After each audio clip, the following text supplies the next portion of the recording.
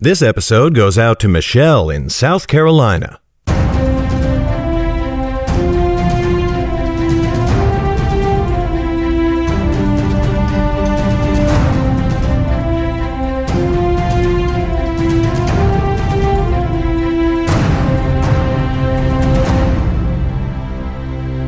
Hi there, Megan Robinson here.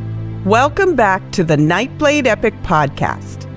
First up, if you're enjoying the show, please leave us a review on iTunes. It helps more people find the show, and that's a big help to us. We want to give a huge thank you to J. Buck Johnson, Totsi, Salzler, Carolyn Knight, Ellen Leah, Kim, and Zora Mars for leaving a review. Next up, we're only 10 days away from Emerald City Comic Con, and we're starting to freak out, but we're also incredibly excited. Again, if you're gonna be there, come see us. We want to meet you. You and people like you are the main reason we go to these things. Come by the booth, take a photo, sing a song, do a little dance, make a little...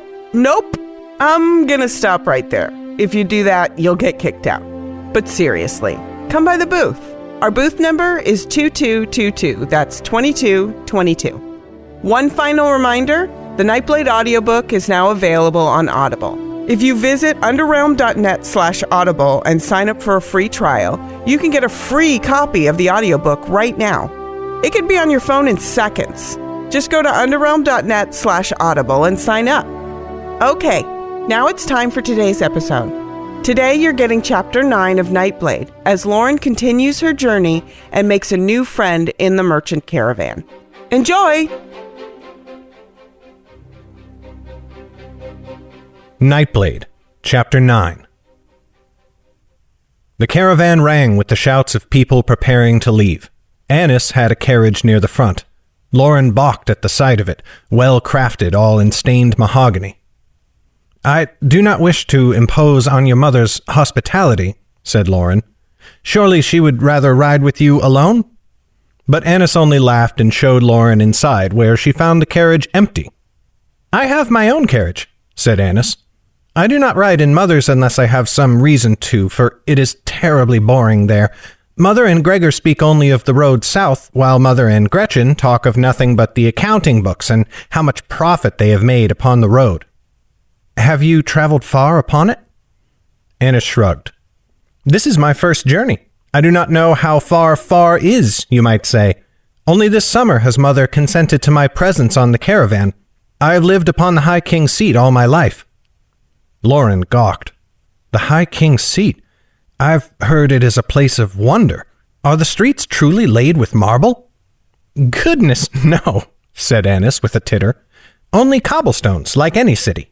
Then her mouth twisted in doubt. "Well, like I imagine any city would be. We have only passed 2 upon the road, and one reeked with plague. Mother did not let me open my window, much less leave the carriage." Lauren shuddered. She had never known plague, but some of the village elders had told tales. A great sickness had swept through Selvin in a time before her parents were born, and the birchwood had not gone unscathed. "But I speak too much of myself," said Annis. "Mother and my tutors say that is always my way. Tell me of yourself. What do you seek in Cabras?" Lauren felt her guard rise. "I come from the birchwood. It is a great forest, the greatest in Selvin." "Odd," said Annis, turning to look out the window. "I have not heard of it." "You have seen it," said Lauren, "if you rode along the Melnar or the King's Road. It runs beside the road from the High King's seat until the road crosses the river." "Oh, I think I remember," said Annis. Her gaze wandered outside the window. "You could not have helped but see it," said Lauren, feeling her hackles rise. "And how did you come by that?" said Annis, pointing once again to Lauren's black eye. Lauren felt taken aback. The girl's manner was frank to the point of rudeness, her questions brief and to the bone. Rather than answer, Lauren said, "How old are you?" "I have seen 12 years." Lauren smirked. "Ah, still a child, then." That produced the desired effect. Annis straightened on her bench, her brows drawing together and her lips pinching in an angry scowl. "I am not a child. I am nearly full grown, for most in my family do not grow tall. and I'm half again as clever as any of my tutor's other pupils. He has told me." Lauren leaned against her cushions and raised her hands, smiling easily. "I meant no offense." Annis's face relaxed somewhat, but her eyes no longer wandered as though Lauren had ceased to entertain her. Feeling more at ease, Lauren decided she might as well answer the child's question. What could it matter? Her father lay in their house far away now, no doubt nursing the wound in his thigh. "As for my eye, my father gave it to me," said Lauren. Annis's mouth opened into a small O. "He did not take kindly to my desire to leave home. He pursued me, and when he found me, he gave me this, and more." Lauren twisted in her seat and lifted the edge of her tunic to reveal her ribs. Bruises stood bold against the pale white of her skin. Other, older bruises shone yellow, former gifts from her father's meaty fists. Lauren pulled the shirt up higher until Annis could see the bruises that ran across her chest and all along her back. Annis squeaked and leaped across the carriage to yank Lauren's tunic down. She released the garment like a snake and withdrew, sinking into the purple cushions of the carriage seat. "What is wrong?" said Lauren. "I did not mean to frighten you." "Frighten me?" squeaked Annis. Why not just strip naked?" Lauren blinked. "What, do all the peasants of your village walk nude beneath the sun? Are you savages?" A scowl twisted Lauren's features. "I can say at least that we are not partial to insults. What is the matter? We're women both, and you are too young for courting." Annis stuck her nose in the air. "In civilized circles, we do not go around parading our bodies. It is unseemly." Lauren snorted. "Very well. I shall not trouble you with my savage customs and peasant's body." She pushed away from the bench and threw open the carriage door, striding out onto the grass. After a moment, the carriage door slammed shut again. Lauren walked for the rest of the day. The caravan moved in no great hurry, and so she easily kept the pace of the horses.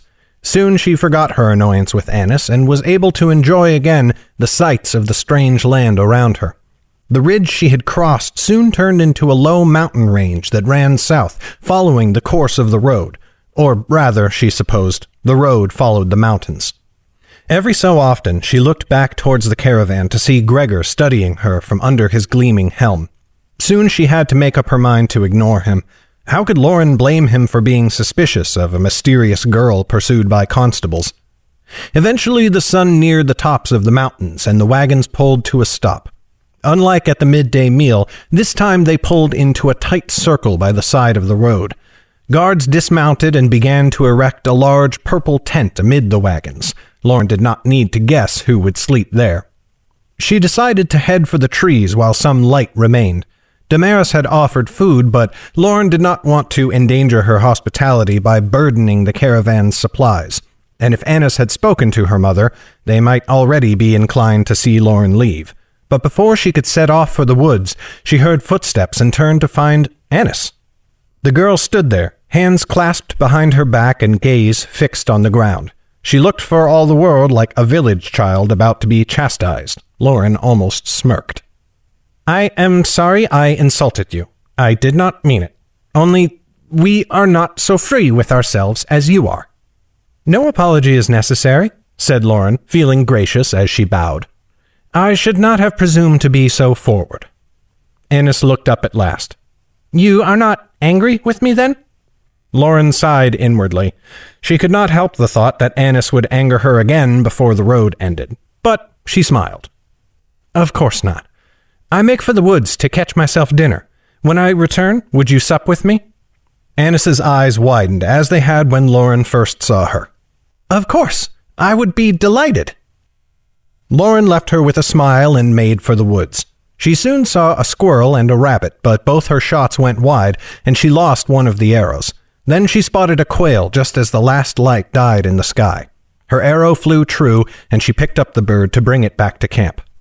She built a small fire and began plucking, but before she had the quail ready for the fire, she felt a presence in the darkness. She looked up and squinted. Damaris's dark face appeared, her eyes glinting in the flickering flames. "Did you find our provisions unsatisfactory?" said the merchant. I could have had one of my men fetch a bird, if you wished. Lauren laid the quail down and stood quickly to bow. No, of course not, my lady. I did not want to impose upon your generosity any more than I already have. Free passage south is a great gift, and I would not ask you to feed me as well. Yet you do not even take our passage in truth, for you spent much of the day on your feet. Lauren blushed, feeling somehow off balance. Had she delivered some insult? These people had strange customs, and she seemed to break them at every turn. I have never been in a carriage before, and I found the motion disorienting. She did not think it would help to say that Annis had called her a savage. I shall tell the driver to be more gentle, then. Damaris's voice betrayed no emotion, yet Lauren somehow felt that she had angered the merchant. I will happily ride tomorrow, my lady. Lauren bowed low. And I apologize if I offered any insult. Oh, do not trouble yourself. Now, Annis has taken it into her head to sup with you. I told her that you likely wished to be left alone. Annis appeared behind her mother's legs like a goblin leaping from the dark. She does not, mother. She asked me. She would be most welcome, said Lauren quickly. I did offer, but I would never think to pull her from your company. Oh, I think it is good for her to spend time with others. Indeed, I often have trouble prying her from my side. The merchant's stern look seemed to melt away, and a warm smile spread across her features. Rather than feel reassured, Lauren felt even more unsettled. Annis squealed and leaped forwards, sitting on the ground beside the fire without a second thought for her fine purple dress. Damaris inclined her head and then turned to vanish into the darkness. What did you catch? Said Annis, leaning forwards. It is a quail. It will be ready soon. She picked the bird back up and resumed her plucking. Are you a good hunter? I can feed myself, but I learned from a boy in my village whose skill dwarfed my own. He can bring a stag down at full sprint. With memories of Chet came a lance of pain. Lauren stopped talking and bowed her head over the quail, pretending to work. Annis did not seem to notice. Tell me about your forest. Did you like it there? I have only ever seen the seat. This is my first time in the wilderness. Lauren would hardly have called this tame land a wilderness, but she thought better than to say so. The forest was a good home to me, she said, but the people within it were less kind, my parents notably so. Annis's face fell.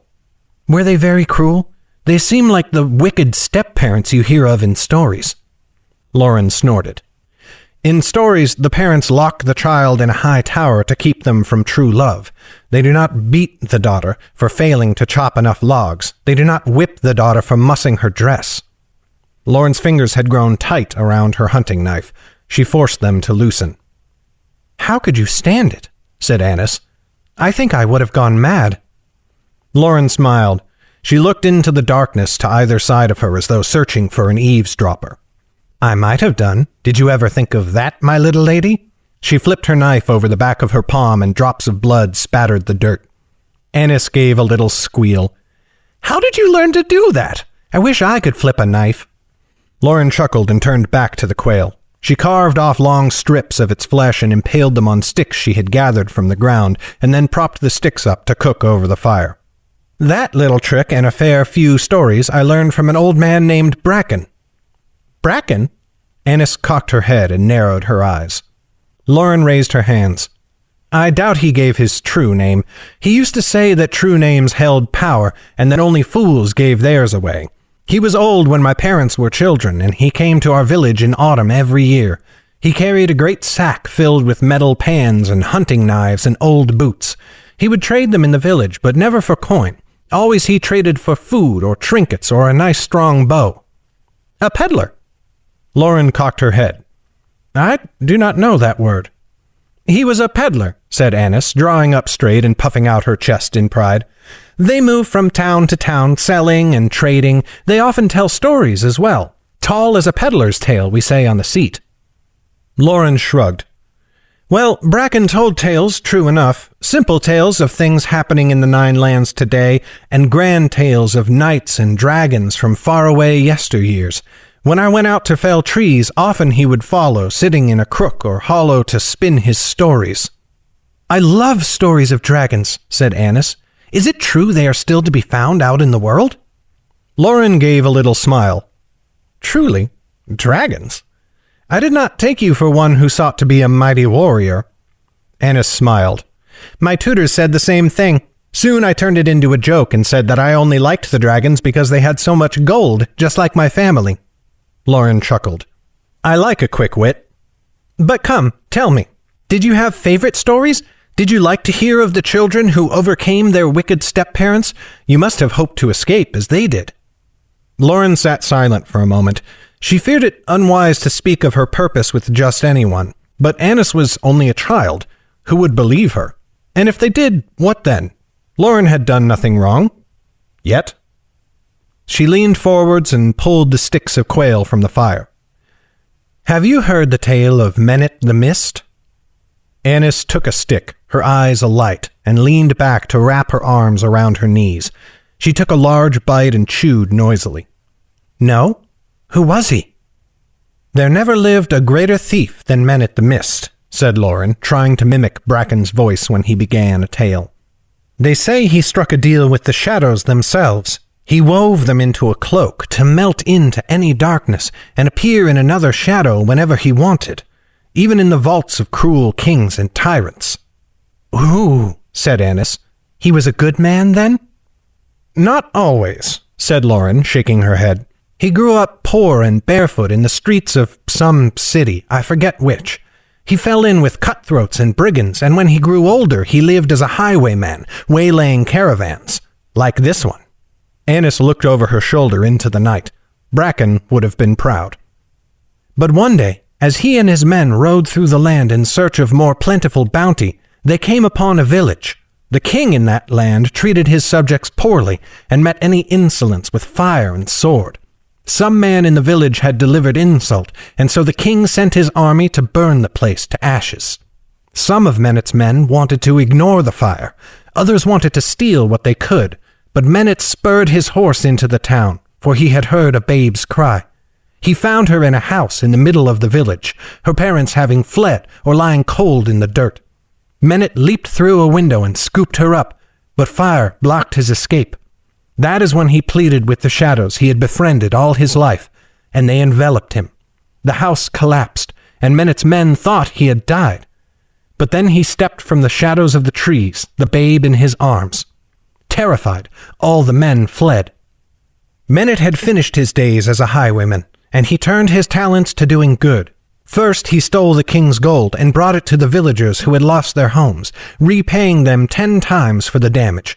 Then he traveled across the land seeking other wrongs and turning them right. If a nobleman plotted the death of his lord, he might find his private letters taken and constables soon knocking at his door. If one of the 9 kings plotted rebellion against the High King, Menet would know, and the traitor would find the other lands united against him. I would wager that he slipped his sharp blades into more than a few backs as well, said Annis. Lauren shook her head quickly. No, Menet never took a life. He preferred cleverness to strength, speed to skill with a blade. No one could bring him to a fight. They found themselves outmaneuvered first, their weapons vanished, their men unwilling to battle. Menet held that only kings could judge, and then only if justice lay on their side. And so when they abandoned justice, Menet turned it upon them, and even then he refused to swing its righteous sword. He never saw it as his place. Annis sat in silence for a moment, chewing her quail. Then, in a small voice, she said, Do you mean to find Menet, then? Lauren stared at the flames. He lived many and more a yesteryear ago. No, the world has not seen his like in an eon. But when Bracken told me those tales, they stayed in my mind. And whenever father grew angry and struck me, when my mother shrilled and pinched and locked me in a cupboard, I remembered Menet. I remembered that he did more good with his mind and his words than any king with a mighty sword and an army at his back. My father seemed weak then, my mother foolish, and I hoped that one day I could escape and become the kind of person they should have been. Annis considered that. Where is this Bracken now? 3 years ago, he stopped coming. He must have died. He was very old. The air dropped to silence again.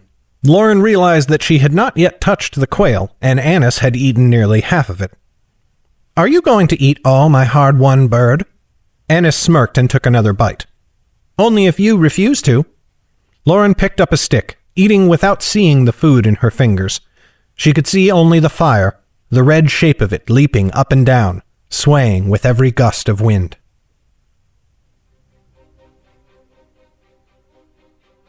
This has been a production of Legacy Books, written and narrated by Garrett Robinson. The music in this podcast was created by Will Musser. Check out his incredible work at willmusser.com. That's WILLMUSSER.com. Today's letter is N. Thank you for listening. Bye-bye.